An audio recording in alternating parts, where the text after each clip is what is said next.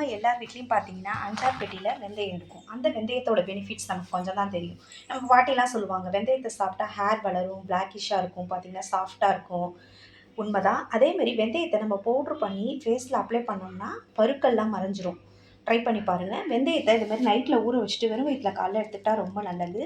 நீங்கள் அப்படி ஊற வைக்க மறந்துட்டிங்கன்னா காலையில் எழுந்துச்சி ஒரு டம்ளர் வெந்நீரில் வெந்தயத்தை போட்டு கொதிக்க வச்சு குடிச்சிங்கனாலும் உஷ்ணம் தனியும், பித்தம்லாம் குறையும். ரொம்ப நல்லது ஃப்ரெண்ட்ஸ். வெந்தயத்தோட பலன்கள் நிறையா இருக்குது, நீங்கள் யூஸ் பண்ணி பாருங்கள். நெக்ஸ்ட்டு பார்த்தீங்கன்னா பல்லு சொத்தையாக இருக்கிறவங்களுக்குலாம் வலி வரும். பனிக்காலம் வெயில் காலம் இல்லை, பல்லு சொத்தையாக இருந்தால் எப்போ பார்த்தாலும் வலி வரும். அதுக்கு வெங்காயத்தோட 3 சாறு எடுத்து செக்கில் ஆட்டின நல்லெண்ணெய் இருக்குல்ல, அதில் 3 சொட்டு சாறு அந்த செக்கில் ஆட்டின நல்லெண்ணெயில் வச்சு பல்லில் வச்சிங்கன்னா சொத்தை பல் வலி இருக்காது. நெக்ஸ்ட்டு பார்த்தீங்கன்னா நம்ம அடுத்தவங்களை தூங்க விடாமல் கொரட்டை விடுவாங்க சில பேர். பார்த்தீங்கன்னா டிஸ்டர்ப் ஆகும், கஷ்டமாக இருக்கும் அவங்களுக்கே, என்னடா நம்ம அடுத்தவங்களை டிஸ்டர்ப் பண்ணுறோம். அப்படி இருக்கிறவங்க ஒரு டம்ளர் தண்ணியில் இந்த ஏலக்காவை போட்டு கொதிக்க வச்சு அந்த தண்ணியை தூங்குறதுக்கு முன்னாடி குடிச்சிங்கன்னா கொரட்டை சவுண்ட் குறையும் ஃப்ரெண்ட்ஸ்.